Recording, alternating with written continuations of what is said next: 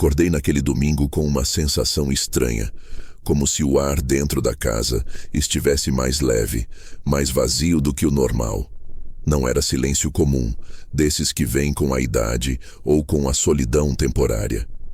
Era um silêncio duro, seco, como se todas as coisas ao meu redor tivessem prendido a respiração ao mesmo tempo. Senti algo errado antes mesmo de abrir os olhos, como se alguém tivesse mexido no meu mundo enquanto eu dormia. Levantei devagar, esperando ver a poltrona marrom onde sempre deixo minha manta dobrada, o criado mudo com meus óculos e o copo d'água, mas o quarto parecia maior do que na noite anterior, como se tivesse sumido alguma parede, algum peso, algum cheiro. Quando virei o rosto, percebi primeiro o espaço, o vazio desenhado no chão como uma marca de ausência. A cômoda tinha desaparecido, a poltrona também, até o tapete velho, aquele que minha esposa escolheu anos antes de partir, havia sumido. Por um instante pensei que fosse uma confusão da memória, mas conforme caminhava, descalço pelo corredor, a gravidade daquilo começou a se tornar real, palpável, quase cruel. A sala estava completamente vazia. Não parcialmente, não bagunçada, vazia. A mesa redonda onde eu tomava café todas as manhãs, conversando comigo mesmo, já não estava lá. As cadeiras sumiram. O sofá que comprei quando meu filho nasceu, o mesmo que aguenta manchas de suco, crises adolescentes e filmes de família, tinha desaparecido sem deixar marca no piso. As fotos de família que ficavam na estante também tinham ido embora, como se nunca tivessem existido. Era como acordar dentro de uma casa que não era mais minha. Ou talvez fosse pior, acordar dentro da minha casa e perceber que alguém tinha me arrancado dela por dentro. Caminhei até a cozinha, esperando encontrar ao menos um copo, um prato, alguma coisa que denunciasse que eu não estava ficando louco. Mas as prateleiras estavam nuas, brilhando com aquele brilho triste de superfície que não vê panela há horas. Até a chaleira que eu usava para ferver água de manhã tinha sumido, e isso, por alguma razão, foi a primeira coisa que me fez sentir uma pontada real no peito. O cheiro da casa tinha mudado também. Não havia mais o perfume discreto do café que as gavetas guardavam. No lugar, um cheiro vazio, quase metálico, como o de apartamentos recém-entregues. E foi só quando me virei para a mesa, ou melhor, para o espaço onde a mesa deveria estar, que vi o envelope. Um envelope branco colocado com cuidado no chão, como se tivesse sido deixado ali para que eu o encontrasse exatamente daquele jeito. Sem aviso, sem cerimônia, sem humanidade. O papel estava dobrado uma única vez, como se fosse informal demais para merecer uma dobradura dupla. Abri devagar, quase temendo o que encontraria ali, e encontrei apenas 3 linhas, escritas com a letra apressada de quem está tentando sair rápido antes de ser questionado. Pai, viajamos. Paris. Ela merece. Voltamos quando der. Se cuida. Só isso. Nenhuma explicação sobre a casa vazia, nenhuma justificativa. Nenhuma palavra sobre o fato de que todas as minhas coisas, tudo o que carregava não só de valor material, mas sentimental, tinha desaparecido. Apenas aquilo. Ela merece Paris. Senti como se estivesse sendo enxotado da própria vida. Reduzido a um detalhe incômodo na rotina deles, alguém que podia ser movido, descartado, levado embora sem aviso porque afinal eu me cuidava. O bilhete, se é que podia ser chamado disso, tinha sido assinado pelo meu filho, mas cada palavra carregava o perfume e o ritmo da nora, Clara, que sempre acreditou que eu ocupava espaço demais, que minhas coisas eram velhas demais, que minha presença era longa demais dentro da casa que eu ajudei a construir, a financiar e a manter em pé por tantos anos. Sentei no chão porque não havia onde sentar. O piso estava frio, um tipo de frieza que atravessa a pele e sobe para o peito. Passei a mão no rosto tentando entender se aquilo era real. Meu filho não deixaria a casa assim. Pensei por alguns segundos. Ele não seria capaz disso. Mas então lembrei das últimas conversas, das pequenas cutucadas, dos olhares atravessados de Clara quando eu deixava um casaco na cadeira, ou quando esquentava comida que, segundo ela, alterava o cheiro da casa. Lembrei de como ela sempre falava do sonho de viajar para Paris e de como meu filho a paparicava tentando compensar alguma coisa que eu nunca entendi. E o bilhete, simples, direto e cruel, não deixava dúvidas. Fui até o quarto novamente e abri o armário. Minhas roupas estavam lá, amassadas e enfiadas de qualquer jeito. Tudo o que interessava a eles tinha ido embora. Tudo o que servia para vender, lucrar, financiar a viagem dos merecedores. Olhei ao redor, tentando encontrar alguma coisa que explicasse como eu me tornar invisível tão rápido, mas tudo o que encontrei foi o eco dos meus passos em um espaço grande demais para um homem só. Sentei na beira da cama, ou melhor, na beira do estrado, porque até o colchão tinham levado. E respirei fundo. Não chorei. Não gritei. Não liguei para ninguém. Apenas fiquei ali sentado, sentindo o silêncio grudar nas paredes. E foi nesse silêncio que uma ideia começou a se formar. Uma ideia pequena, quase imperceptível, como uma fagulha tímida.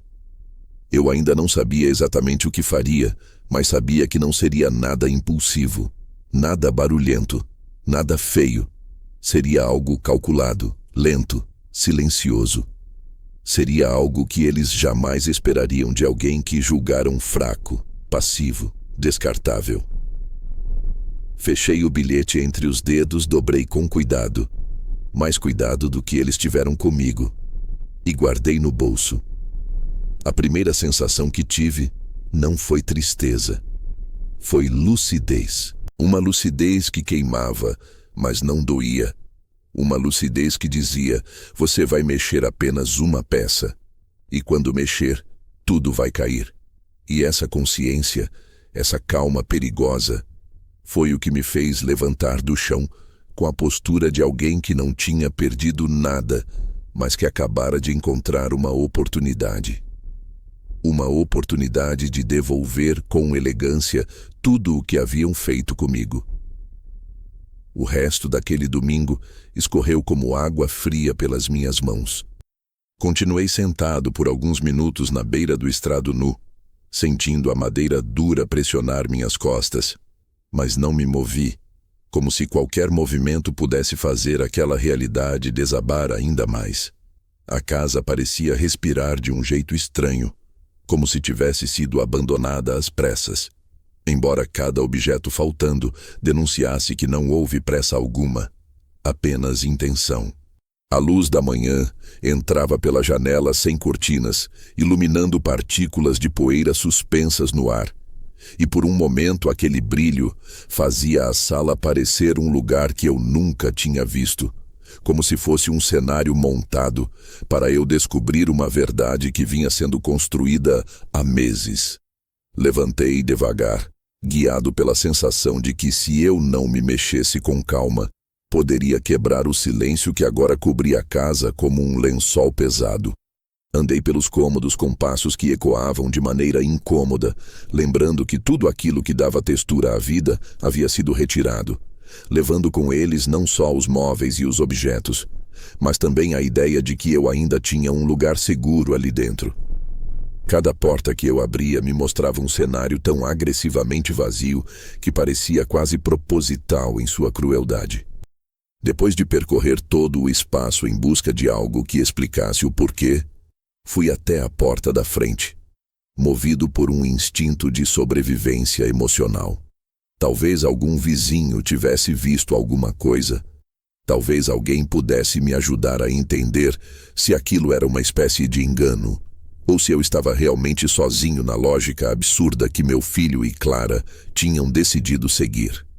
Quando abri a porta, a luz do sol me atingiu como um tapa, forte e quente demais para um homem que acabou de descobrir que alguém apagou metade da sua vida enquanto ele dormia. A rua estava silenciosa, Apenas o som de passarinhos e um cachorro distante quebrando a monotonia. Atravessei o quintal devagar, tentando ordenar os pensamentos, e caminhei até a casa da dona Odete, minha vizinha de mais de 20 anos, que parecia sempre saber de tudo antes mesmo que acontecesse. Bati no portão de ferro 2 vezes e esperei. Quando ela finalmente apareceu, com o avental marcado por farinha e as mãos cheirando a bolo recém-assado, percebi que seus olhos carregavam aquele tipo de conhecimento que ninguém quer dar em voz alta. Ela me olhou com uma mistura de pena e desconforto. Seu filho saiu cedo ontem, ela disse, tentando manter a voz leve, mas havia algo empacado na garganta dela. Tinha um caminhão parado aqui na frente. Pensei que fosse uma mudança, mas... Bem, achei que vocês fossem avisar. O silêncio que seguiu a frase dela foi como se o mundo tivesse parado um pouco. Eu apenas assenti, agradeci, não dei nenhum detalhe, porque nem eu ainda sabia como nomear o que estava acontecendo. Ela me segurou pelo braço quando eu me virei para voltar. Aquele toque que só gente velha que entende dor silenciosa consegue dar, e disse: "Se precisar de algo, venha aqui." Não precisa avisar. Não precisei dizer nada, ela já tinha entendido. Voltei para dentro da casa carregando um silêncio que agora não era só o eco das paredes vazias, mas o peso de saber que alguém havia planejado tudo aquilo longe dos meus olhos. Telefone na mão, tentei ligar para o meu filho pela primeira vez. Chamada caiu direto na caixa postal, com a mensagem alegre dele dizendo que retornaria assim que possível. Tentei de novo. Nada. Para Clara, então, eu nem tentei. Ela nunca atendeu minhas ligações, e se atendesse, faria aquilo soar como um incômodo, uma interrupção na vida perfeita que ela imaginava estar construindo. Sentei-me no chão da sala novamente, dessa vez com o celular na mão, olhando para ele como se fosse um objeto inútil, um tijolo digital que não serviria para nada naquela hora. O silêncio do outro lado da linha era ainda mais violento do que o vazio dentro da casa. Levantei, fui até a cozinha e abri a torneira, mas o barulho da água caindo na pia metálica me trouxe um desconforto tão grande que a fechei quase no mesmo segundo. Era como se qualquer som fosse uma ofensa dentro daquele cenário, como se eu estivesse atrapalhando o luto por algo que ainda não compreendia. Passei os dedos pelas superfícies sem poeira, pelas marcas leves onde as coisas deveriam estar, e um pensamento insistia em voltar. Ninguém tira móveis de uma casa inteira em silêncio. Ninguém carrega uma mesa pesada sem fazer barulho. Ninguém esvazia lembranças sem que isso aconteça à luz do dia. Eles fizeram tudo enquanto eu dormia. Tudo. E isso me atravessou como uma lâmina. Não confiaram em mim o suficiente nem para me acordar e inventar uma desculpa qualquer. Era melhor que eu não visse. Era melhor que eu fosse tratado como um móvel desgastado, algo que se arrasta de canto quando incomoda. Sentei na varanda por alguns minutos, deixando o vento leve passar pelas minhas mãos. Lembrei das últimas semanas, das frases soltas que agora faziam sentido demais. Clara falando que a casa estava pesada, que sonhava em viajar sem preocupações, que merecia momentos de princesa. Meu filho, sorrindo feito um adolescente apaixonado, dizendo que faria qualquer coisa para agradá-la. E eu ali no meu canto achando que era apenas exagero de recém-casados. Não era. Era prelúdio. Era aviso, só que disfarçado de brincadeira. As pequenas mudanças na rotina, o afastamento invisível. A casa que antes era barulhenta, com risadas e pratos batendo, e agora era um templo de silêncio. Eu tinha sido empurrado para fora bem antes de acordar naquele vazio. Só não tinha percebido porque ainda acreditava que sangue era sinônimo de lealdade. Voltei para dentro e caminhei até o antigo escritório. Uma sala que antes abrigava minhas lembranças, meus livros, a mesa onde eu planejava tudo, desde pagamentos até pequenas viagens. Abri a porta e vi mais um espaço devastado. Livros sumiram. A mesa foi levada. Apenas o piso marcado denunciava onde meus pés se apoiaram por tantos anos. Ali, naquele espaço nu, Percebi uma coisa que me fez respirar fundo pela primeira vez desde que acordei. A casa estava vazia, sim, mas a sensação não era só de perda, era de clareza. Uma clareza dura que só chega quando o mundo decide te virar de cabeça para baixo. Senti como se estivesse diante de uma página em branco da minha própria vida. Não porque eu quisesse, mas porque alguém arrancou as páginas anteriores de forma tão violenta que não havia outra opção a não ser continuar a história de outro jeito. Atravessei aquele cômodo vazio com passos lentos e firmes, como quem entra em um território desconhecido, mas decidido a não se perder. Foi ali que senti o silêncio engasgar dentro do peito, como se fosse grande demais para ser engolido, pequeno demais para ser ignorado. O tipo de silêncio que não deixa ninguém confortável, o tipo de silêncio que anuncia que alguma coisa dentro de nós está mudando de lugar. Encostei a mão na parede fria e fiquei ali parado por longos segundos, ouvindo o som da minha própria respiração. Não havia tristeza naquele momento, tampouco raiva. Havia apenas um reconhecimento lento e inevitável. Eu estava sozinho. Sozinho de um jeito que não tem nada a ver com solidão física, mas com a certeza de que alguém havia me diminuído ao ponto de achar que poderia apagar minha existência enquanto eu dormia. Fechei os olhos e deixei que essa verdade se assentasse dentro de mim, como poeira que repousa no fundo de um copo de água. Foi ali, entre aquelas paredes que já não guardavam nada, que tomei a primeira decisão real daquele dia. Eu não correria atrás de ninguém. Não reclamaria. Não imploraria. Não perguntaria onde estavam ou por que fizeram aquilo. O silêncio deles tinha sido calculado, ensaiado, e eu escolheria um silêncio maior ainda. Um silêncio que engasga, que pesa, que observa. Um silêncio que cedo ou tarde cobra. No fundo, senti que aquilo era apenas o começo. Que o vazio da casa era a primeira peça movida em um jogo que eles achavam que dominavam. Eles só esqueceram de um detalhe. Quem constrói uma vida inteira aprendendo a perder também aprende a ganhar quando chega a hora. E a minha hora estava começando naquele exato instante, naquele cômodo ecoando, naquela respiração calma que finalmente encaixava as peças de um quebra-cabeça doloroso, mas revelador. O silêncio que me deram não era um fim. Era o primeiro passo para algo que eles jamais conseguiriam prever. Fiquei ali no antigo escritório por mais tempo do que pretendia, observando o vazio como quem assiste a uma cena que não consegue mudar. Às vezes o silêncio nos dá respostas que faltam nas palavras, e aquele ambiente apagado, sem vida, parecia disposto a conversar comigo de um jeito que meu filho não parecia mais capaz de fazer. Caminhei até a janela, apoiando as mãos na moldura desgastada, e deixei que a luz atravessasse a pele do rosto, trazendo uma memória distante, talvez uma das últimas vezes em que me senti realmente necessário. A casa, apesar de vazia agora, tinha sido construída com muito mais do que tijolos. Cada centímetro tinha um pedaço meu, pedaços que ao longo dos anos fui entregando com uma generosidade que nem percebia que estava virando hábito. Porque quando amamos, entregamos sem pedir recibo.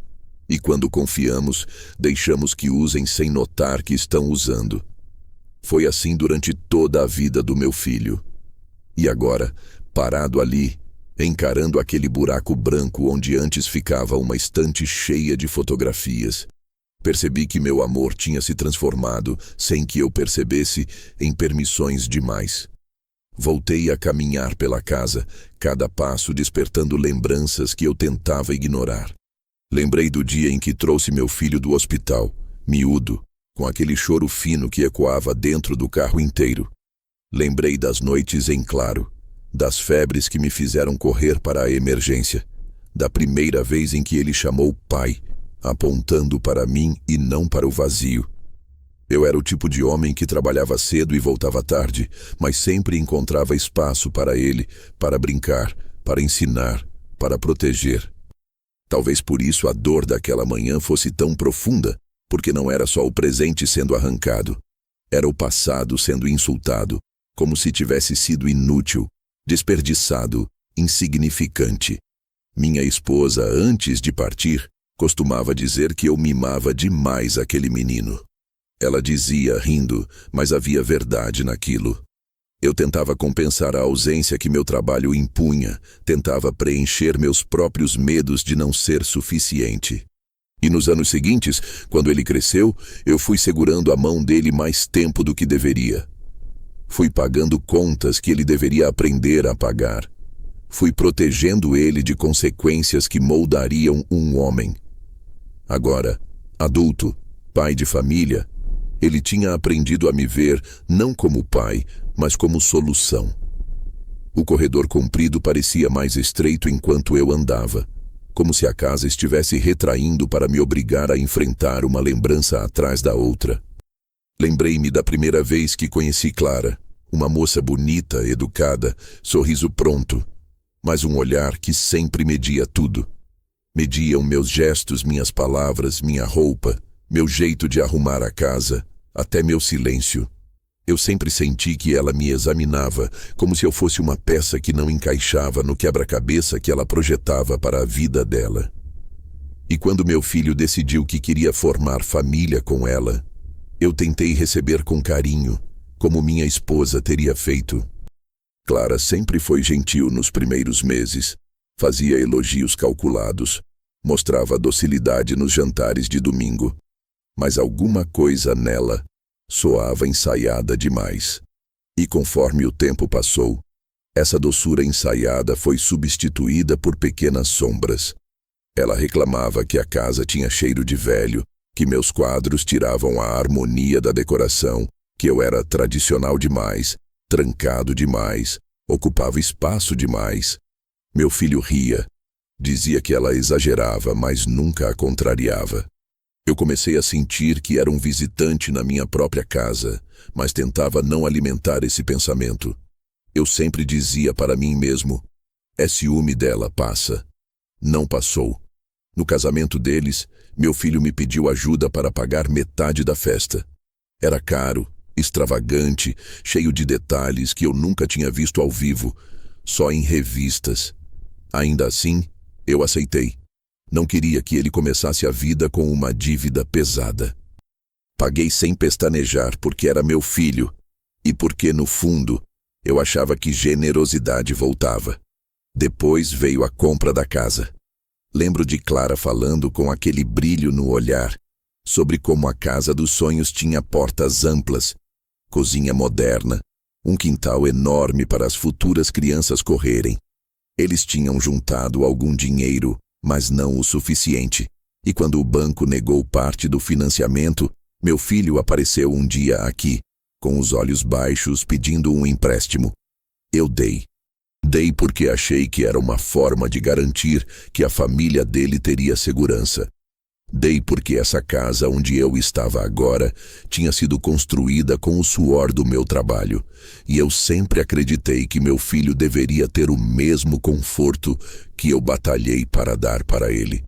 Clara, no dia que assinaram a escritura, abraçou meu pescoço e agradeceu como se eu fosse um pai dela também. Eu achei aquilo bonito, sincero. Agora vejo que foi apenas conveniente.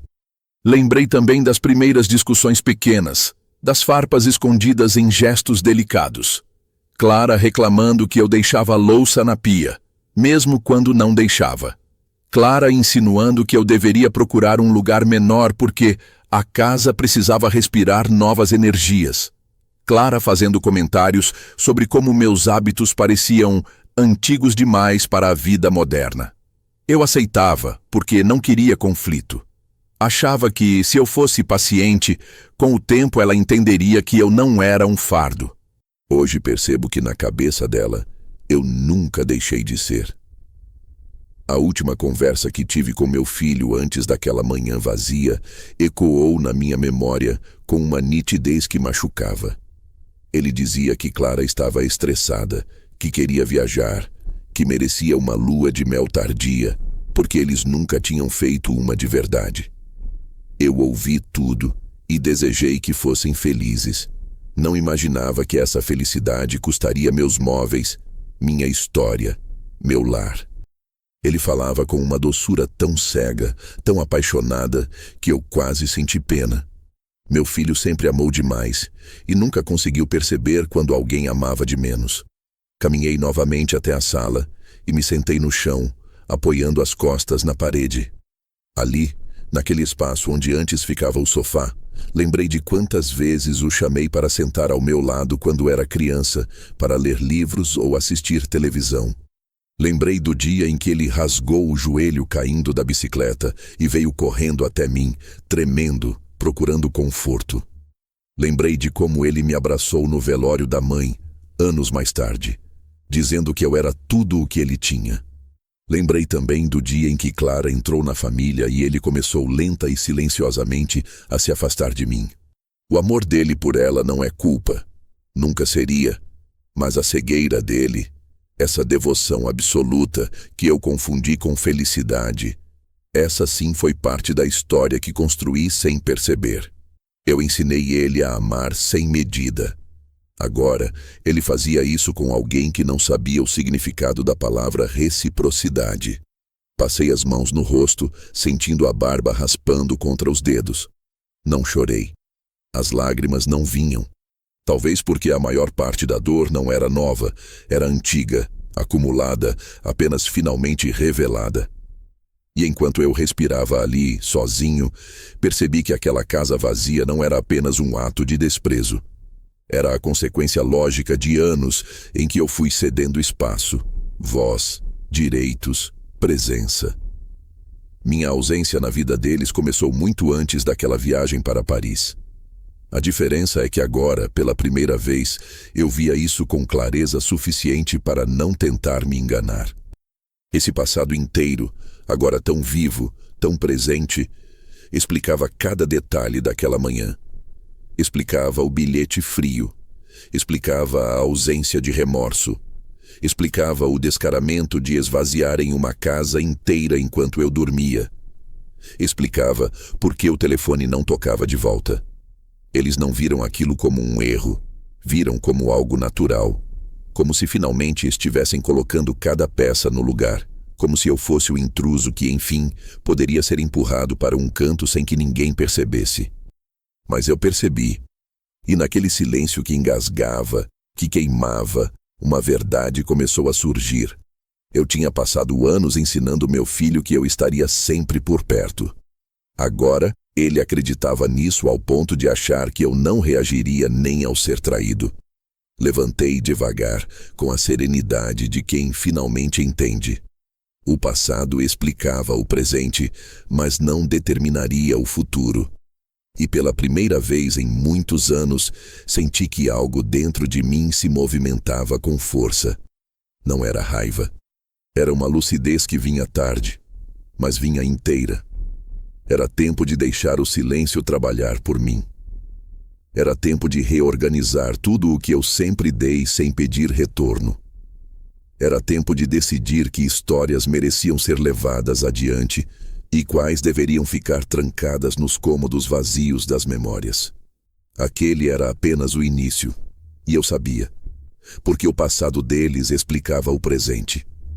Mas o meu passado explicava o que eu faria a seguir, e eu faria com calma. Caminhei pela casa mais uma vez, como quem percorre um campo de batalha depois que a poeira já baixou, tentando entender de onde veio o primeiro tiro, qual foi o momento exato em que tudo desandou.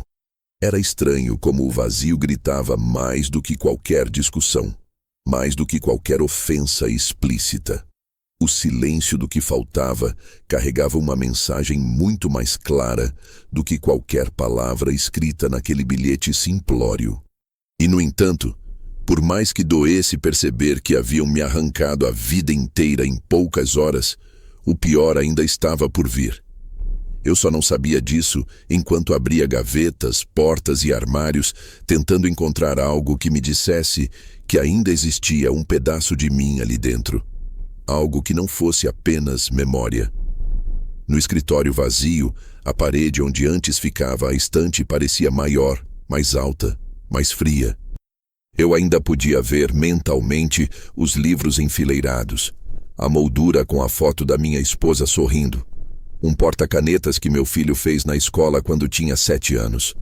Agora, tudo era só parede branca e poeira que começava a se espalhar. Foi ali que me lembrei da pasta preta onde guardava documentos importantes. Tudo aquilo que eu jurava manter por perto para nunca ser surpreendido. Escritura da casa, extratos bancários, comprovantes de imposto, cópias de contratos. A pasta deveria estar no armário embutido do corredor, trancada com uma chave que eu nunca tirava do bolso. Passei a mão na calça e senti a chave. Ainda estava ali. Por um segundo respirei com algum alívio, como quem encontra um último porto seguro antes da tempestade. Fui até o armário, inseri a chave com cuidado, girei devagar, ouvindo o clique ecoar pelo corredor vazio. Abri a porta e vi a pasta lá dentro exatamente onde eu esperava. Um suspiro escapou de mim, quase sem querer. Era como encontrar uma âncora. Peguei a pasta nas mãos, abri sobre o braço e comecei a folhear os documentos, tentando reorganizar mentalmente as peças da minha vida. Mas algo estava estranho. Papéis estavam fora de ordem, como se alguém tivesse mexido sem saber exatamente o que procurava. Algumas folhas estavam dobradas de um jeito que eu jamais faria. E então, no meio de tudo aquilo, encontrei um envelope diferente, um envelope que eu nunca tinha visto antes, endereçado a mim, mas com uma caligrafia que não reconheci. Meu nome escrito com pressa, no canto direito superior. O remetente era um banco que eu não usava. Abri o envelope com cuidado, sentindo meu coração acelerar um pouco. O tipo de aceleração que não vem do medo, mas da antecipação amarga. Dentro havia um comunicado formal. Aviso de atraso de pagamento, financiamento garantido por imóvel. O imóvel era o meu, a casa onde eu estava. O financiamento não era meu. Um segundo envelope grampeado ao primeiro dizia: última notificação antes de início de medidas judiciais. Senti o chão se mover sob meus pés por um instante, mas continuei lendo, como quem assiste à própria queda em câmera lenta. O documento dizia, em palavras claras e duras, que meu filho havia usado a casa como garantia para um empréstimo pessoal significativo e que as parcelas estavam atrasadas há 3 meses. Apoiei a mão na parede, firme, enquanto o texto ia queimando os olhos. Meu filho tinha hipotecado a casa. A minha casa. A casa que eu ralei para construir. A casa que me viu criar ele, sustentar ele, proteger ele. Ele tinha usado meu nome como co-titular porque eu ainda constava no registro, já que parte da propriedade era minha. Algo que eu tinha esquecido de desfazer, porque eu nunca imaginei que precisaria me proteger do próprio sangue. Era como se cada letra do documento fosse uma adaga, e eu as lia uma por uma, sem desviar, sem respirar, sem pedir trégua. Continuei revirando a pasta e encontrei extratos bancários que não reconhecia. Havia saques altos, valores que eu jamais autorizaria. Movimentações recentes em horários em que eu estava em casa, dormindo. Transferências para uma conta no nome de Clara. Meu braço tremeu por um segundo, mas me obriguei a continuar. No fundo da pasta, encontrei a cópia da procuração que meu filho tinha me pedido para assinar meses atrás, dizendo que precisava de agilidade para resolver pendências de cartório relacionadas à reforma da casa. Eu assinei sem questionar, achando que estava ajudando, como sempre fiz. Ali, estampado em letras pequenas que agora pareciam saltar do papel, estava o real motivo daquilo tudo. Eu tinha dado a ele permissão para agir em meu nome. E ele tinha usado isso não para melhorar nossas vidas, mas para financiar os sonhos luxuosos de Clara. Segurei a pasta contra o peito e respirei fundo, tentando impedir a sensação de calor que subia pelo rosto. Uma mistura de incredulidade e uma dor que não era grito, era murro silencioso. Tudo fazia sentido agora. A casa vazia, a viagem de última hora, o bilhete apressado. Eles não só haviam esvaziado a casa de móveis, mas haviam esvaziado minha vida financeira, minha segurança, minha confiança. Eu tinha sido roubado, usado, manipulado, não por estranhos, mas por aqueles que eu mais protegi. Me sentei no chão do corredor, abrindo os documentos ao meu redor como se fossem as peças de um quebra-cabeça perverso. Cada papel adicionava uma nova camada à traição. Cada linha revelava que a viagem para Paris não tinha sido um capricho espontâneo, mas a comemoração de algo que eles acreditavam ter resolvido. Eles deviam estar rindo enquanto posavam diante da Torre Eiffel. Rindo enquanto eu acordava em uma casa vazia. Rindo enquanto eu tentava entender por que eu tinha me tornado, de repente, dispensável. E então, enquanto a casa permanecia em silêncio, eu percebi outra coisa. Não havia raiva, não havia desespero, apenas uma estranha e profunda calma. Uma calma que chegava quando a verdade finalmente deixava de ser sombra e se tornava corpo. Meu filho não tinha sido sequestrado pela vida adulta, nem confundido pelo amor. Ele tinha se tornado alguém que acreditava realmente que podia me usar como degrau, como ferramenta, como caixa eletrônico humano. Clara tinha puxado as cordas, é claro, mas ele tinha escolhido dançar. Fechei os olhos por alguns segundos, ouvindo o próprio coração bater com a regularidade de um relógio antigo. Não era o fim. Era o início. Eu ainda não sabia o que faria, mas sabia que faria com precisão, com silêncio, com paciência. Eles tinham me tirado tudo o que eu tinha dentro daquela casa, mas haviam me dado algo valioso sem perceber. Uma verdade tão dura que arrancava os últimos traços de ingenuidade que eu ainda guardava. E com essa verdade nas mãos, eu sabia que não havia caminho de volta. Havia apenas o caminho adiante, aquele que eu começaria a trilhar longe deles, mas olhando cada passo deles com calma, como quem observa um jogo cujo desfecho já está decidido. A traição deles tinha sido grande, mas o que eu faria a seguir seria ainda maior, não por vingança, mas por justiça, e principalmente por mim. Fiquei ali sentado no chão frio, cercado pelos papéis espalhados como destroços de um acidente inevitável, enquanto a manhã avançava pela casa vazia. A luz entrava pela janela sem cortinas e se espalhava pelos documentos, revelando cada mancha de tinta, cada dobra, cada detalhe que eu tinha ignorado por confiar demais. Havia algo quase simbólico naquela iluminação crua. Era como se a verdade, finalmente exposta, não tivesse mais para onde correr. Esfreguei as mãos no rosto tentando dissipar o peso da revelação, mas a realidade era firme demais para ser apagada com um gesto. Meu filho tinha hipotecado a casa. Clara tinha vendido meus móveis. E ambos tinham desaparecido em direção a Paris como se nada disso tivesse importância. Como se eu fosse apenas uma sombra que eles podiam contornar. Levantei devagar, reunindo os documentos na pasta preta, recuperando cada folha com a delicadeza de quem recolhe pedaços de um espelho quebrado. Eu sabia que, se me deixasse afundar naquela dor naquele instante, talvez perdesse o pouco de força que ainda me restava. Respirei fundo, fechei a pasta com firmeza e caminhei até a cozinha, onde ainda havia um pequeno banco encostado no canto. Sentei-me ali, apoiando os cotovelos nos joelhos, olhando para as paredes nuas. A sensação de abandono não era nova, apenas tinha sido escancarada. Mas enquanto olhava para aquele espaço que um dia chamou de lar, algo dentro de mim começou a mudar de forma. A dor estava ali, sim, mas havia algo novo surgindo por baixo dela.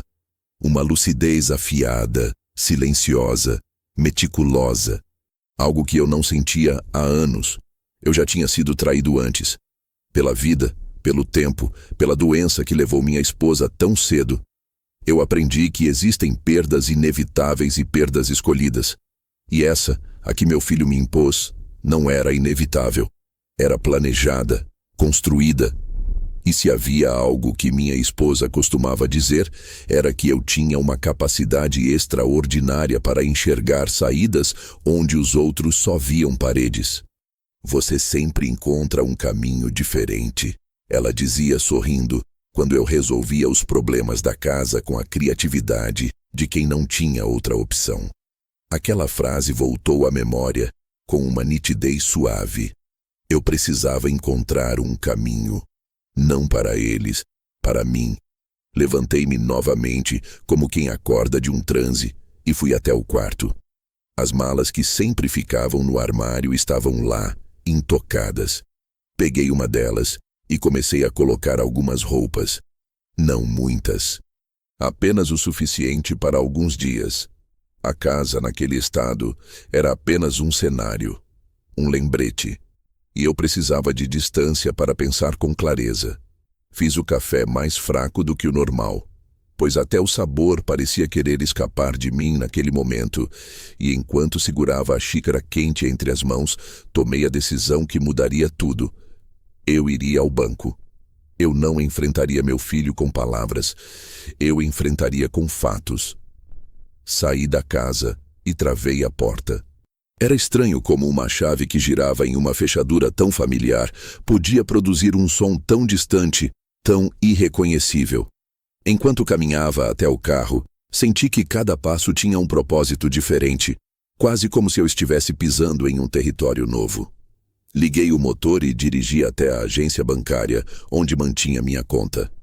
A viagem foi silenciosa, e o silêncio parecia mais vivo dentro do carro do que a música das rádios que eu ignorava. Quando cheguei ao banco, o ar frio das portas automáticas me acertou como um aviso. Eu estava entrando em uma parte da minha vida que sempre evitei, mas que agora se tornava inescapável.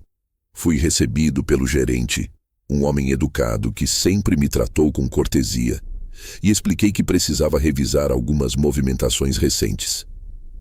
Ele me conduziu a uma sala pequena, com uma mesa de vidro e cadeiras que rangiam quando a gente se mexia. Sentei-me, coloquei a pasta preta sobre a mesa e abri, revelando os papéis organizados. Ele leu com calma, fez algumas perguntas, puxou o computador mais para perto e digitou por alguns minutos. A cada clique que ele dava, eu sentia um pequeno aperto no estômago, como se estivesse prestes a descobrir a extensão completa da traição. Depois de alguns minutos, o gerente levantou os olhos para mim com uma expressão que misturava surpresa e desconforto. Seu filho fez várias operações usando a procuração que o senhor assinou, disse ele, e algumas delas são preocupantes. Eu pedi para ele continuar, e ele continuou. Havia transferências altas, retiradas que eu jamais autorizaria. Clara tinha recebido valores diretamente, e o empréstimo com garantia na casa estava no limite da inadimplência. Era pior do que eu imaginava. Não era apenas um descuido, era um esquema, um plano construído com confiança cega. A minha. Pedi ao gerente que imprimisse tudo. Cada extrato, cada comprovante, cada registro de acesso. Ele hesitou por um segundo, talvez imaginando que eu estava prestes a confrontar meu filho de maneira explosiva. Mas eu garanti que precisava apenas de clareza. Ele imprimiu todo o material e organizou em um envelope pardo que eu guardei dentro da pasta. Saí do banco com uma sensação diferente. O peso da traição ainda estava lá, mas era acompanhado por algo mais sólido, mais firme. Eu tinha informações. E na vida, informação é poder. Ao sair do banco, sentei no carro e fiquei por alguns minutos apenas olhando à frente, sem ligar o motor. Pensei em minha esposa. Pensei no que ela teria dito se estivesse viva para ver aquilo. Ela teria ficado devastada. Mas ao mesmo tempo, ela teria colocado uma mão no meu ombro e dito, com aquela serenidade que só ela tinha: respira, você sabe o que fazer. E de algum jeito eu sabia. Voltei para a casa, mas não entrei. Fiquei parado diante da porta, observando o silêncio através das frestas das janelas. A casa já não era um lar. Era uma casca vazia. Um símbolo. E símbolos, quando perdem o significado, precisam ser deixados para trás. Tirei a chave do bolso, segurei por alguns segundos e então aguardei novamente. O plano começaria com distância, com frieza, com cálculo. Nada seria feito no calor da emoção. Eles tinham me dado silêncio. Eu devolveria na mesma moeda. Só que o meu silêncio seria muito mais alto. Dirigi até uma pousada simples na cidade vizinha, fiz o check-in com uma mala leve e um cansaço pesado. No quarto pequeno com paredes cor de creme, me sentei na cama e espalhei os documentos sobre o cobertor. Passei horas analisando cada detalhe. Liguei a televisão apenas para ter um som ao fundo, mas não dei atenção a nada. Minha cabeça trabalhava como nos velhos tempos, quando eu precisava resolver problemas complexos no trabalho. Mas agora havia algo mais profundo. Eu estava resolvendo um problema que nunca imaginei que enfrentaria. Peguei uma folha de papel em branco e comecei a escrever. Primeiro uma lista do que eu sabia. Depois uma lista do que eu tinha perdido. Em seguida, uma lista do que ainda restava na minha mão. E finalmente, uma última lista. O que eu poderia fazer com aquilo? Quando terminei, percebi que o plano já estava ali. Não era vingança, era um ajuste, uma devolução, uma proteção tardia, mas necessária. Fui dormir tarde, mas pela primeira vez naquele dia dormi profundamente. Porque naquele quarto simples, longe da casa vazia, longe da traição, eu entendi que eles me tiraram muitas coisas, mas não tiraram a parte de mim que pensa, que calcula, que age. E o plano silencioso tinha começado. E quando alguém como eu começa algo assim, não há volta. Acordei no quarto simples da pousada antes mesmo do sol nascer, com aquela sensação de que a noite não tinha descansado ninguém, apenas reorganizado as dores para que coubessem melhor dentro do peito. A luz fraca do amanhecer entrava pelas cortinas finas e riscava o chão com um brilho pálido, como se o dia tivesse receio de começar. Sentei na cama e fiquei observando o quarto silencioso. Era pequeno, sem luxo, sem história, mas pela primeira vez em muito tempo senti que o silêncio ali não era ofensivo. Era o silêncio de quem fecha uma porta para finalmente abrir outra. O silêncio de quem respira fundo antes de agir. O tipo de silêncio que antecede algo grande, não algo triste. Levantei e arrumei a cama com cuidado, um gesto automático, quase ritualístico, daqueles que a gente faz para lembrar que ainda controla alguma coisa no mundo. O café da manhã foi simples, pão amanhecido, manteiga, café ralo demais, mas tudo aquilo tinha um gosto inesperadamente firme. Eu estava sozinho, e pela primeira vez em dias, aquilo não parecia uma condenação. Peguei a pasta preta, coloquei sobre a mesa estreita do quarto e comecei a revisar todos os documentos de novo. Eu não podia cometer erros. Cada linha precisava estar clara. Cada movimento precisava ser calculado com precisão. Enquanto organizava tudo, meu celular vibrou. Era uma mensagem do meu filho. Uma foto dele e da Clara diante da Torre Eiffel, os dois abraçados, sorrindo como quem não tem uma preocupação no mundo. A legenda dizia: "Ela merece, pai. A vida está perfeita." Olhei para aquela imagem com uma calma que me surpreendeu. Não senti raiva, nem tristeza, nem desejo de responder. Era como observar duas pessoas que eu já não reconhecia, vivendo uma vida que usava o que era meu, mas que não tinha nada de mim. Eles não faziam ideia do que estava acontecendo do outro lado do oceano.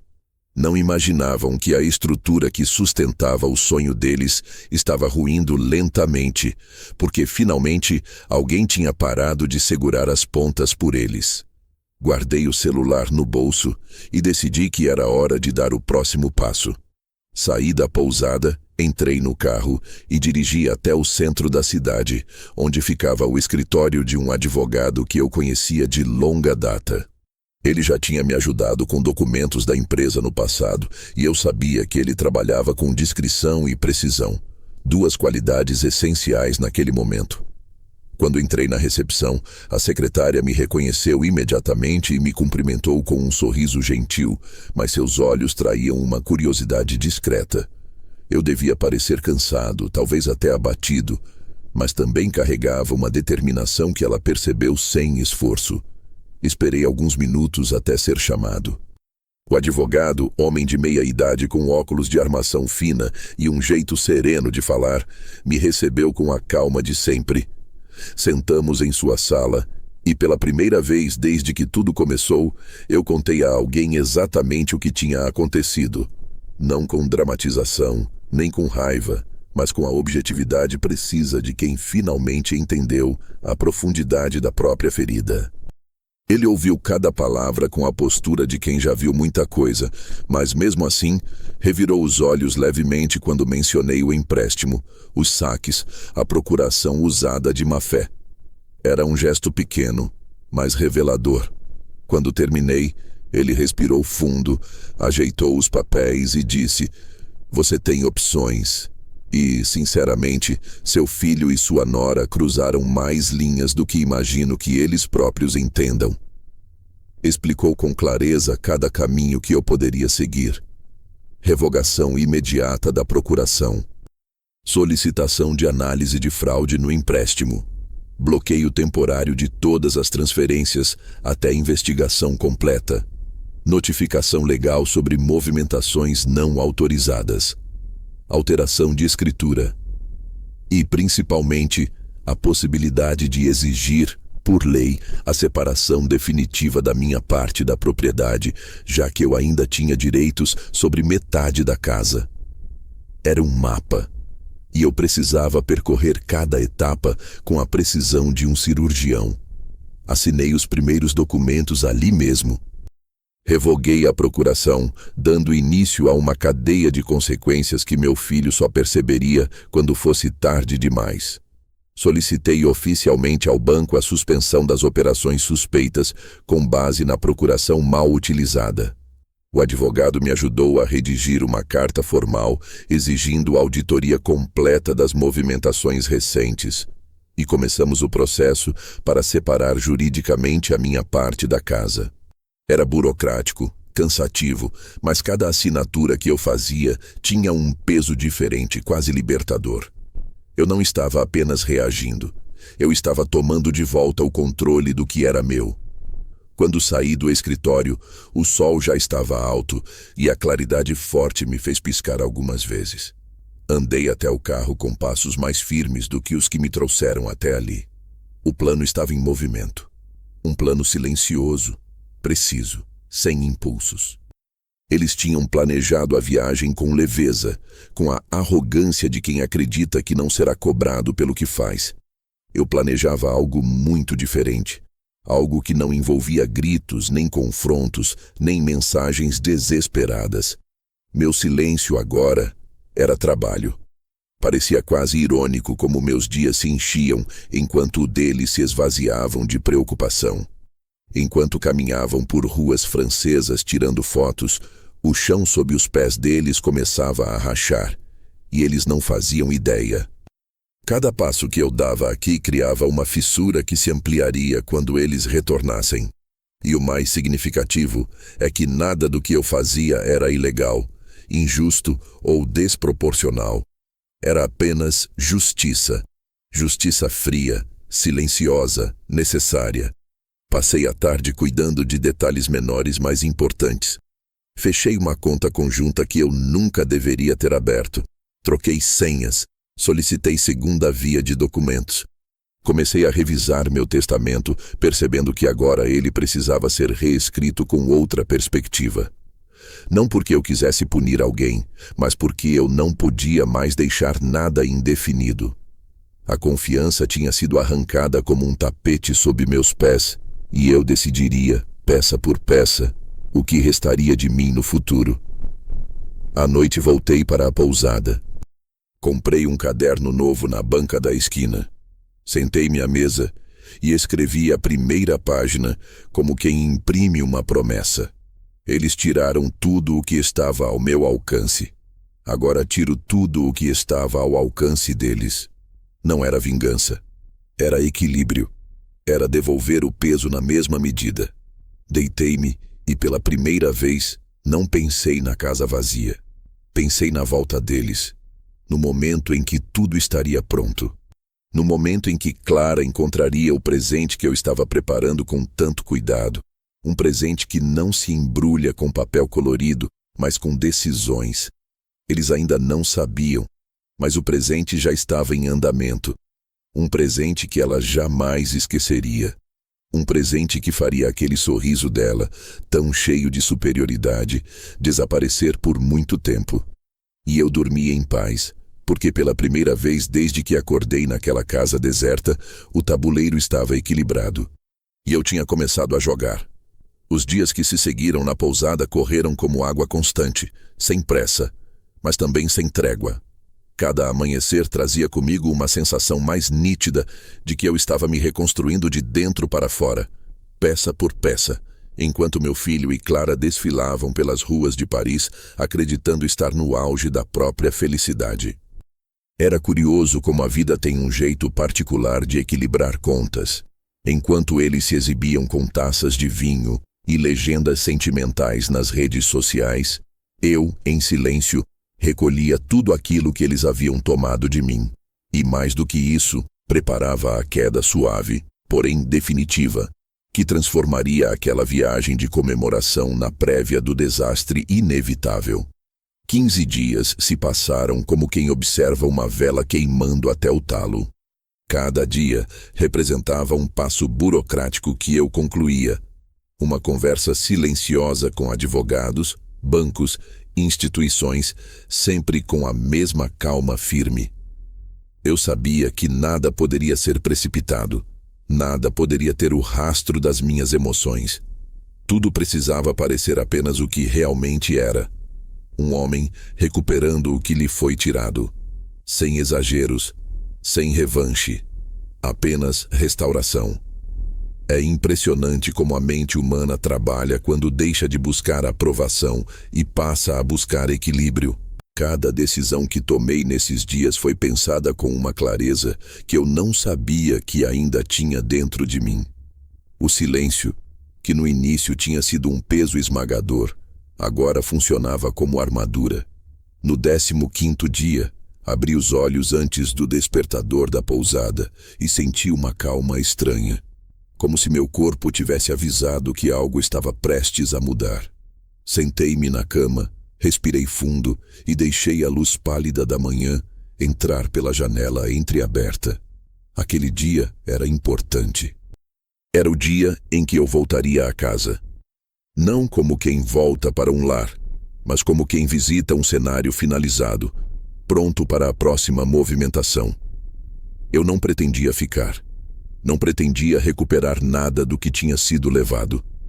Queria apenas ver o palco antes da cena decisiva. Arrumei minha mala com a mesma disciplina com que tinha arrumado meus pensamentos nos últimos dias.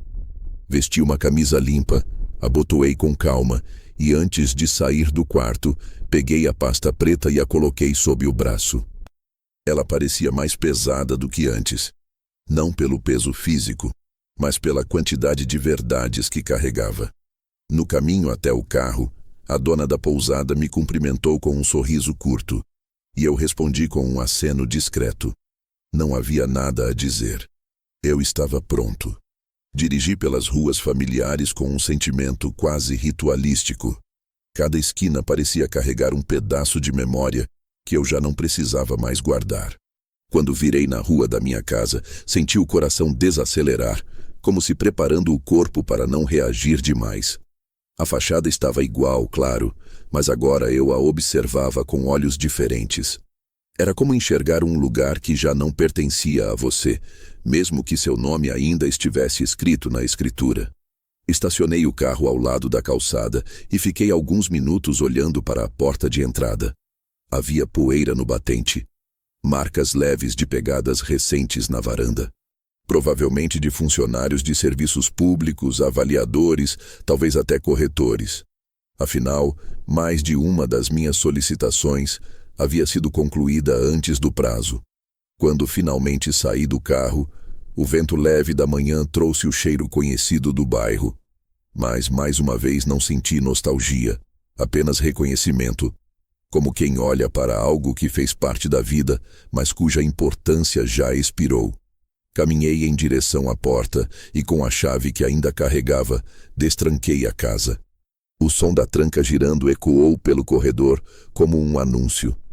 Entrei devagar e, por um segundo, deixei o silêncio me envolver. A casa continuava vazia, exatamente como eu esperava.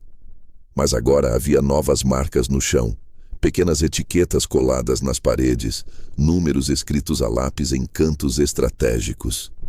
A avaliação tinha sido concluída, e isso significava que uma das partes mais importantes do processo já estava selada. Passei a mão pela parede fria e avancei pelo corredor. A luz que entrava pela sala parecia mais forte do que antes, talvez porque, agora, eu não a enxergasse como sinal de abandono. Era apenas iluminação, um fenômeno natural, nada mais. Caminhei até o escritório e vi sobre o chão uma nova folha de papel deixada ali por algum funcionário, uma confirmação de vistoria, com data, hora e assinatura. Peguei o papel, dobrei e coloquei dentro da pasta. Cada detalhe era útil naquela fase do plano. No meio da casa, parei por alguns segundos e fechei os olhos. Lembrei-me de quando trouxe minha esposa para conhecer cada cômodo antes da reforma, de como ela correu pela sala imaginando onde colocaria a árvore de Natal, de como meu filho brincou de esconde-esconde enquanto ríamos ao procurá-lo atrás das cortinas. Tudo isso existiu. Tudo isso fez parte da construção de quem eu era. Mas nada daquilo justificava que eu permitisse ser apagado naquele nível. É curioso como as lembranças, diante de certas situações, deixam de ser laços e viram apenas registros. E registros não seguram ninguém. Apenas mostram onde estivemos.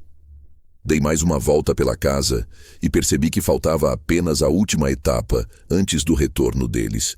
A etapa que eu já havia preparado silenciosamente. Peguei meu celular e liguei para o avaliador com quem conversei dias antes. Ele atendeu rápido e sua voz firme confirmou. O documento já está no sistema. Tudo pronto para prosseguir. Agradeci e desliguei. Em seguida, entrei em contato com o advogado. Outra confirmação. Tudo seguindo exatamente como planejado. Era quase poético como todas as peças estavam se encaixando sem necessidade de pressa, como se o universo estivesse esperando o momento certo para me devolver o equilíbrio. Antes de sair da casa, caminhei até a porta da frente. Olhei mais uma vez para dentro e respirei fundo. Não havia tristeza. Havia apenas uma certeza sólida. Eu estava deixando para trás não apenas o espaço físico, mas toda a ilusão de que ainda fazia parte daquele lar. Fechei a porta, travei a chave e, com um gesto simples, coloquei a chave no bolso sabendo que, em breve, ela não teria mais utilidade. O simbolismo daquele ato não passou despercebido. Havia momentos na vida em que fechar uma porta era mais definitivo do que abrir um abismo. E aquele, para mim, era um desses momentos. Enquanto descia a escada da varanda, vi um carro estacionando alguns metros adiante, um veículo da companhia de água. O funcionário saiu com uma prancheta na mão e me cumprimentou com um gesto respeitoso. Ele tinha vindo cumprir a ordem de interrupção do serviço. Outra medida necessária, outra peça no tabuleiro. Respondi ao cumprimento e segui para o meu carro sem olhar para trás. Era impressionante como, ao retirar o vínculo emocional, tudo se tornava tão simples. Antes, a ideia de ver minha casa assim me destruiria. Agora, era apenas parte do processo. Dirigi para a pousada em silêncio, com a pasta ao meu lado no banco do passageiro. No caminho, pensei em como meu filho reagiria quando voltasse da viagem. Como Clara apertaria os olhos, tentando entender o que havia acontecido.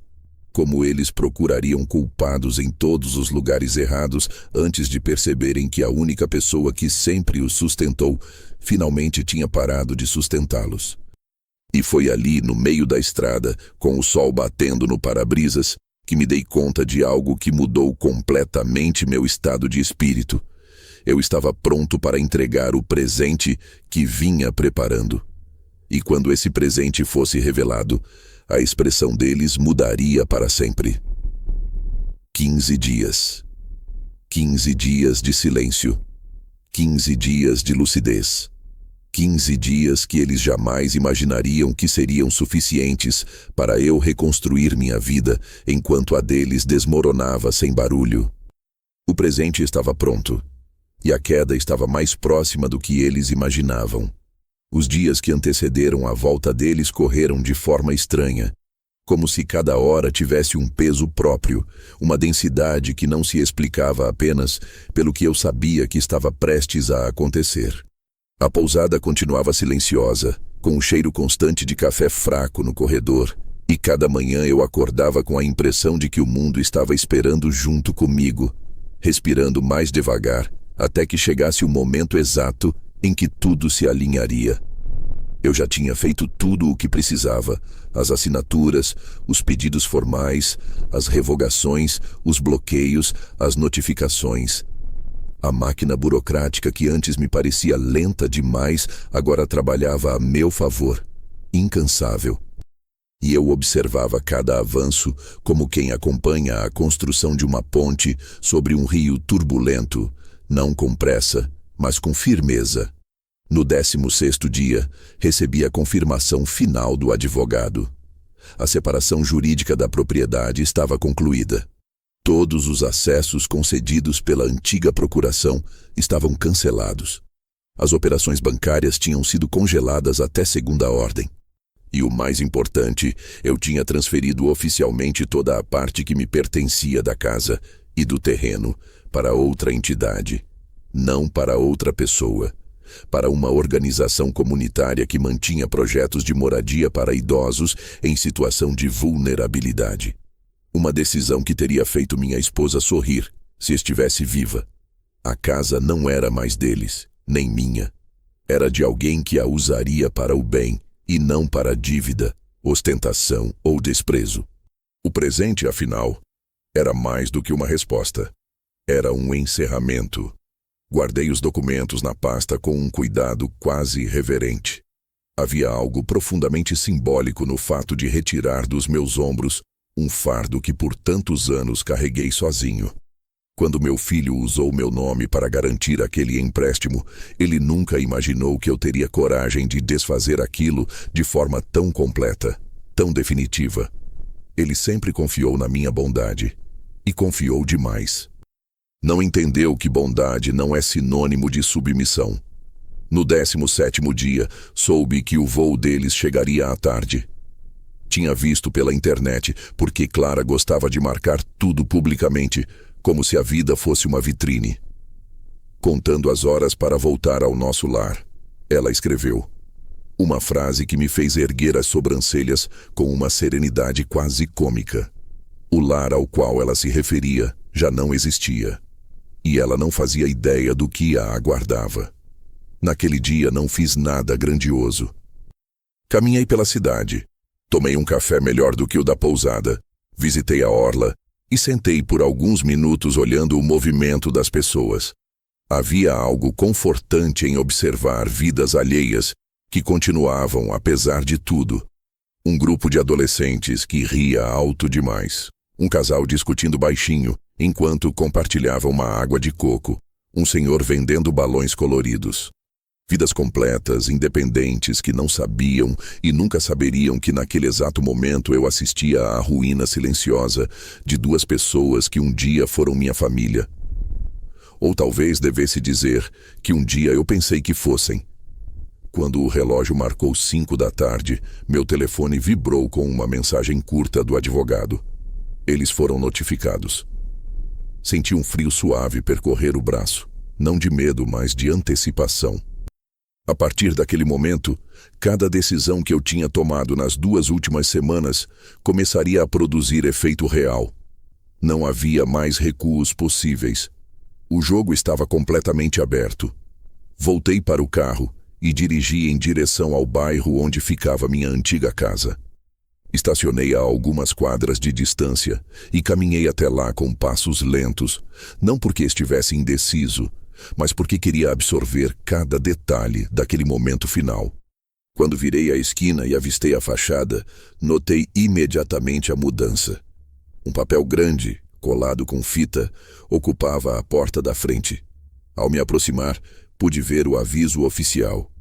Propriedade transferida, entrada restrita. Contato apenas mediante autorização legal. Não era dramático, não era cruel. Era apenas a verdade impressa em letras pretas e firmes. Aproximei-me da varanda e sentei na escada, como fiz tantas vezes quando meu filho era pequeno e sentava no meu colo depois de correr pelo quintal. Agora eu estava ali sozinho, e isso finalmente não doía mais.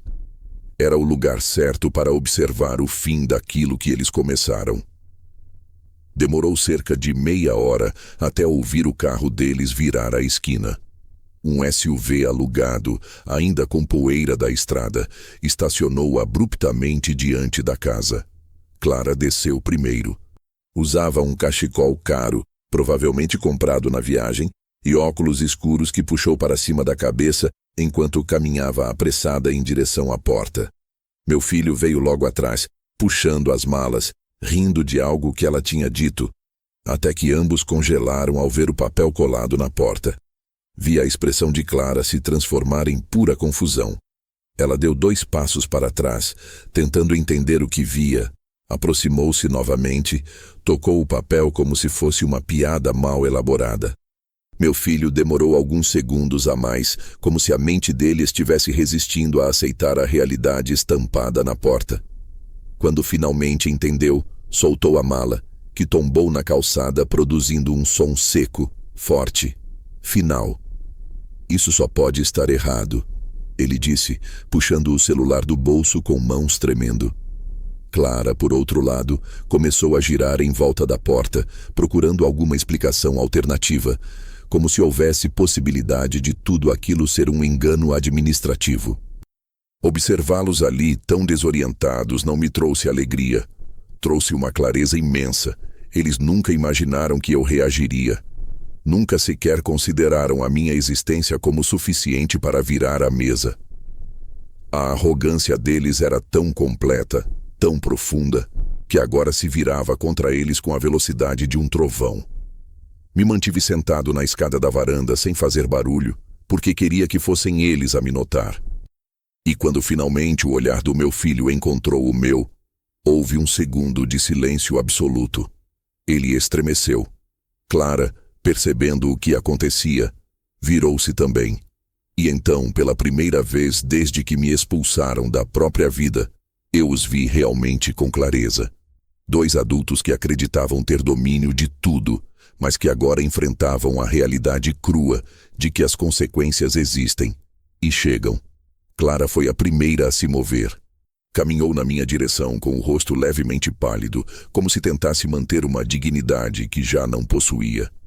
Meu filho veio atrás, hesitante. Quando ela abriu a boca para falar, percebi algo. Sua voz tremeu. Ela, sempre tão segura, tão soberana, tão altiva, finalmente tinha encontrado algo que não sabia controlar. Mas... O que é isso? Ela gaguejou. Eu a encarei com uma calma que não precisei fingir. É o presente que você merece, respondi. E naquele instante, antes mesmo que eu pudesse explicar qualquer coisa, antes que meu filho tivesse força para dar mais um passo à frente, Clara simplesmente desabou. Eu não tinha planejado isso. Não tinha antecipado que aconteceria dessa forma. Ela levou a mão à testa, os joelhos cederam e, num movimento rápido e desajeitado, desmaiou diante de nós, como alguém que finalmente entendeu que a vida que construiu com base em oportunismo tinha encontrado seu limite. Meu filho correu até ela, desesperado.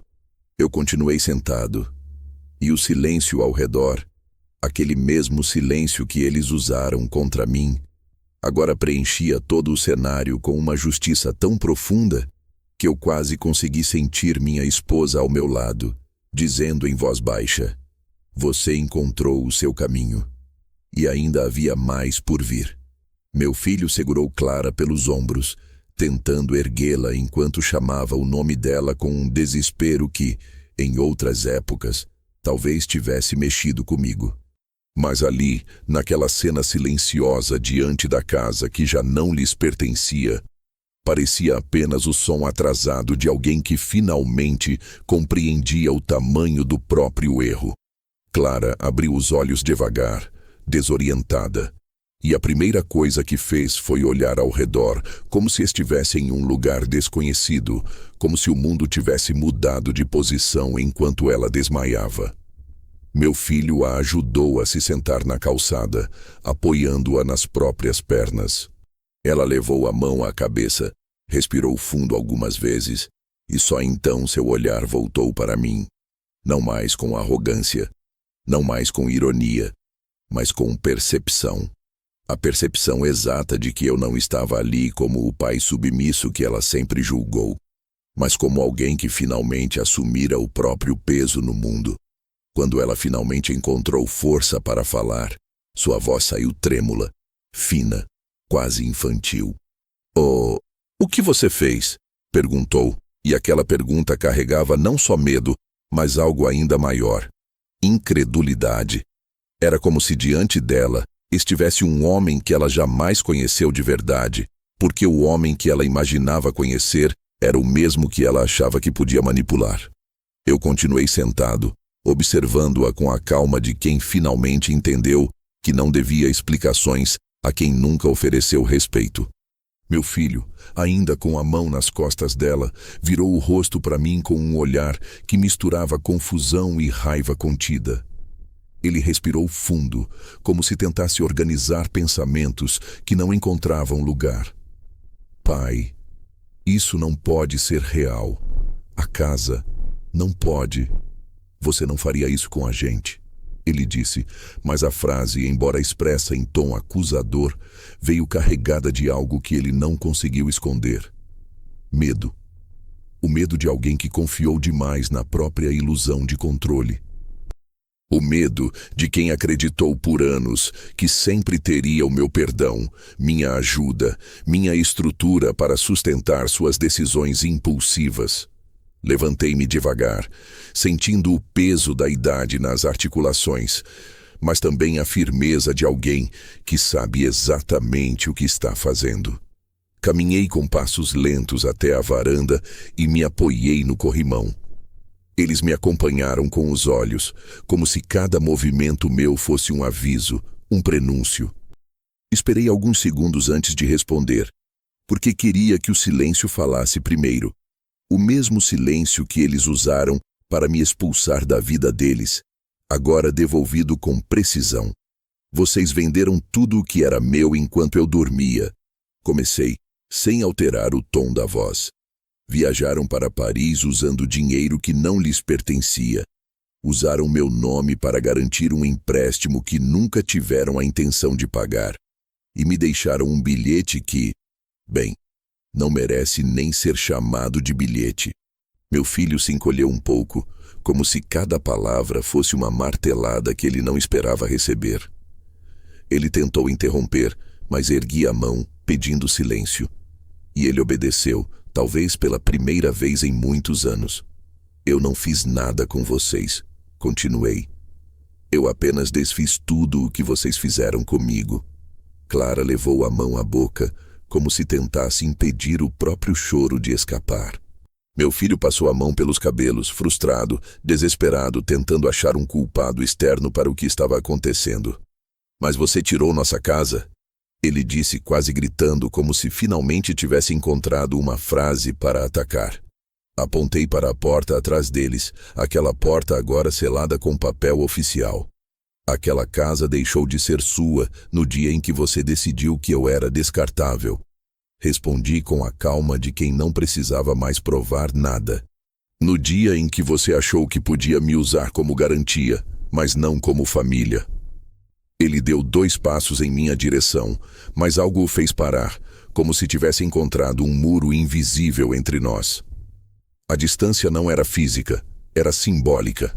Era o espaço exato entre quem eu fui e quem eu sou agora. Clara olhou para ele e depois para mim, tentando entender se havia alguma chance de reverter aquilo.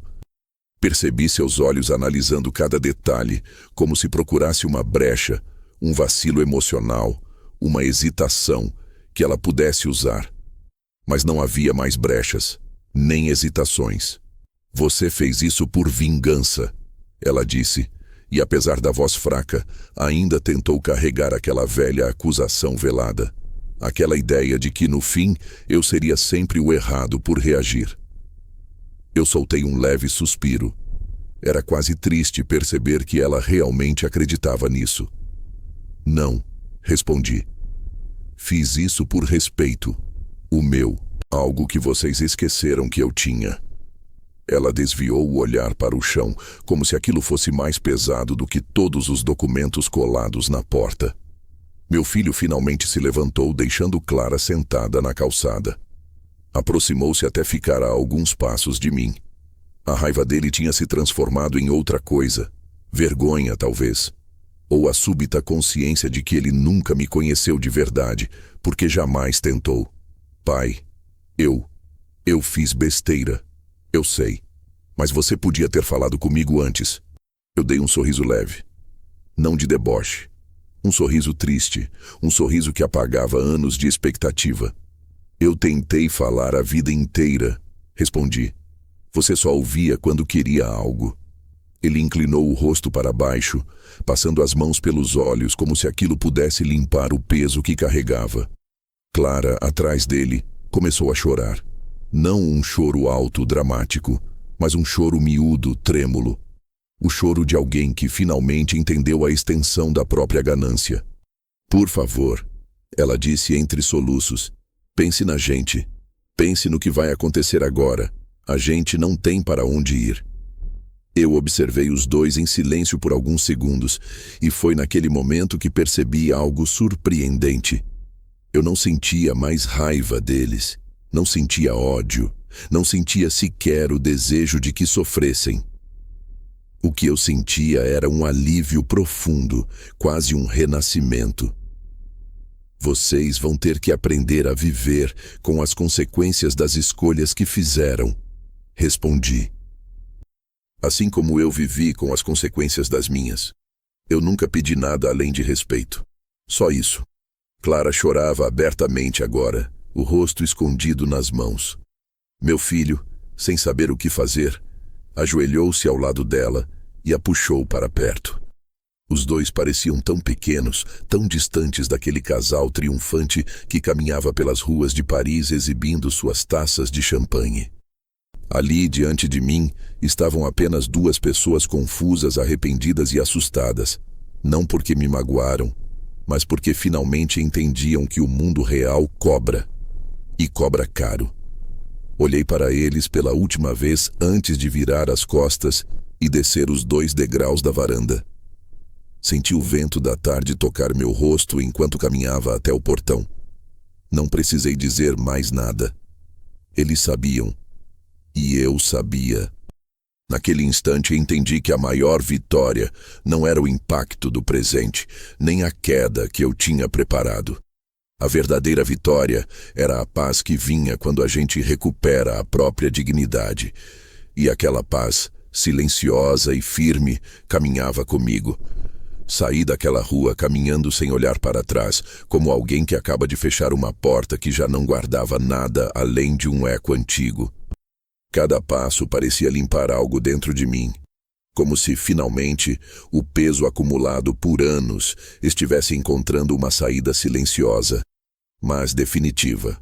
O sol da tarde estava baixo, espalhando uma luz dourada sobre as calçadas, e por um momento me dei conta de algo que parecia quase irônico. Pela primeira vez em muito tempo, eu não tinha hora para voltar, nem lugar onde eu fosse necessário, nem deveres que me puxassem para qualquer lado.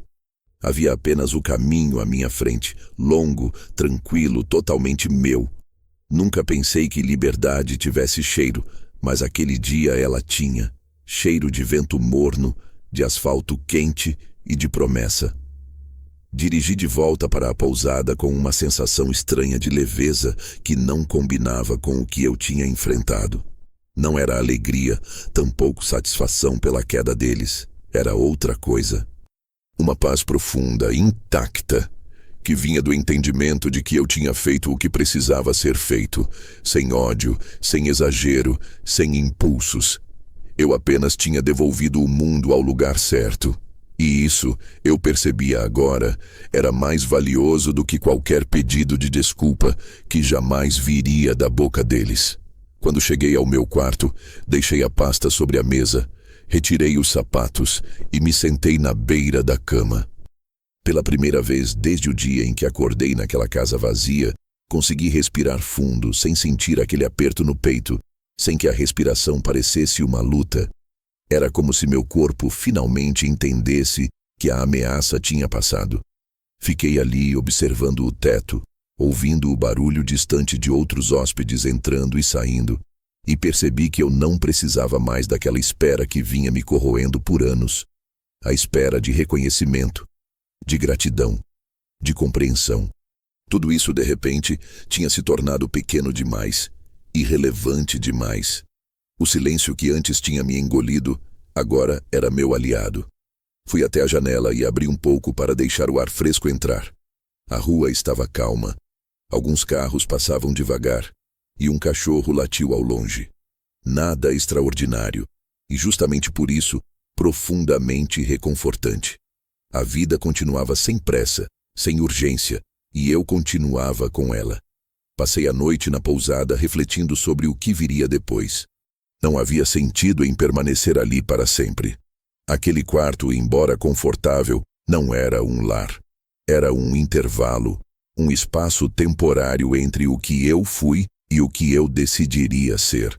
Peguei o caderno onde havia escrito meus primeiros pensamentos sobre o plano e virei a página em branco que ainda não tinha ousado tocar. Sentei-me à mesa com o lápis entre os dedos e escrevi apenas uma palavra: começar. E isso foi o suficiente para acalmar qualquer dúvida remanescente. Fechei o caderno, tomei um banho quente e, pela primeira vez em semanas, dormi profundamente, sem sobressaltos, sem sonhos angustiados, sem despertar no meio da noite procurando algo que já não existia. Na manhã seguinte, acordei antes do despertador novamente, mas dessa vez com uma sensação diferente. Uma espécie de empolgação tranquila que eu não reconhecia desde a juventude. Levantei, vesti uma roupa simples, desci para tomar café e, enquanto sentava à mesa, percebi que o mundo parecia maior. Era curioso como, quando deixamos de carregar fardos que não são nossos, tudo parece se encaixar de forma mais natural. Eu ainda não sabia exatamente para onde iria, mas sabia que não voltaria ao passado, nem ao físico, nem ao emocional. Logo depois do café, liguei para a organização comunitária, a qual havia transferido minha parte da propriedade. Queria me certificar de que tudo estava conforme o planejado. A atendente, uma senhora de voz doce, me agradeceu pelo gesto com uma sinceridade que Clara jamais entenderia. Ela me explicou que a casa seria usada para acolher idosos que tinham perdido o lar. Gente que, como eu, tinha sido empurrada para fora de suas próprias histórias. E naquele instante, senti uma emoção discreta, quase tímida, mas profunda. Aquela casa, que já não representava nada para mim, agora teria um significado real para alguém. Isso valerá cada esforço, pensei comigo mesmo. Voltei ao quarto, sentei-me na cama e comecei a procurar no celular anúncios de imóveis para alugar em outras cidades. Não queria permanecer perto daquela rua, daqueles rostos conhecidos que agora carregavam parte de uma história dolorosa. Eu queria um recomeço limpo, longe de lembranças, longe de ruídos. Encontrei um apartamento pequeno em uma cidade litorânea, com varanda ampla e luz natural. O anúncio mostrava o mar ao fundo, e naquela imagem encontrei algo que não encontrava há meses: respiro. Fiz contato com o corretor, que me atendeu prontamente. O apartamento estava disponível. Assinei digitalmente o contrato no mesmo dia. Arrumei minhas coisas, que cabiam em uma mala pequena, e desci as escadas da pousada como quem se despede de um capítulo finalizado com cuidado. A dona da pousada me desejou boa sorte e eu agradeci com um sorriso. Não precisava explicar nada a ela. Às vezes, a melhor parte de recomeçar é não precisar justificar a própria partida. A viagem até a nova cidade foi longa, mas tranquila. A estrada parecia se abrir diante do carro como um convite silencioso. Quando cheguei, o cheiro do mar entrou pelas frestas do carro, trazendo uma sensação que me percorreu inteiro. Era como se eu estivesse respirando de verdade pela primeira vez em muito tempo. O prédio era simples, mas bem cuidado. O corretor me esperava na portaria e, quando abri a porta do apartamento, fui recebido por uma luz dourada que atravessava a sala vazia. Um vazio completamente diferente daquele da casa antiga. Este vazio era promissor. Era um vazio que permitia ser preenchido, não arrancado. Caminhei até a varanda e fiquei olhando para o horizonte. O mar tinha aquele movimento constante que acalma, que hipnotiza, que nos ensina que tudo, absolutamente tudo passa. Recostei os braços no parapeito, senti o vento tocar meu rosto e deixei que o silêncio, aquele silêncio que antes pesava como pedra, agora entrasse leve, como amigo, como cura. Aquele era meu novo lar. Não porque era grande, bonito ou moderno, mas porque era meu, totalmente meu. À noite sentei na pequena mesa da cozinha com uma caneca de chá e deixei meu pensamento vagar. Não sobre meu filho, não sobre Clara, não sobre o que eles fariam ou deixariam de fazer. Isso não era mais meu problema. Pela primeira vez, eles não ocupavam nenhum espaço dentro de mim. A vida deles seguiria o rumo que tivesse que seguir, e a minha, finalmente, seguia o rumo que eu escolhi. Não havia culpa, nem arrependimento, nem vontade de olhar para trás. Havia apenas o reconhecimento claro de que eu tinha sobrevivido a algo que por muitos anos me adoeceu devagar. Passei a mão pela mesa, sentindo sua superfície lisa sob os dedos, e percebi que, pela primeira vez, nada ali havia sido tocado por ninguém além de mim. Nada tinha sido movido, invadido ou tomado. Aquele pequeno apartamento era mais do que uma casa nova. Era o símbolo de algo maior, algo que eu levei a vida inteira para aprender. Dignidade não se negocia. E quando alguém tenta tirá-la, devolver é a única resposta correta. Peguei o caderno novamente e escrevi na última página, comecei. E sorri, porque eu sabia que aquilo finalmente era verdade. A história anterior tinha terminado no momento em que fechei a porta daquela casa vazia. O resto, tudo o que viria depois, era começo. E naquele silêncio vitorioso que preenchia o apartamento, pela primeira vez em muito tempo, senti que pertenciam a mim apenas as coisas que eu escolhi carregar. O resto ficou para trás, onde sempre deveria ter ficado.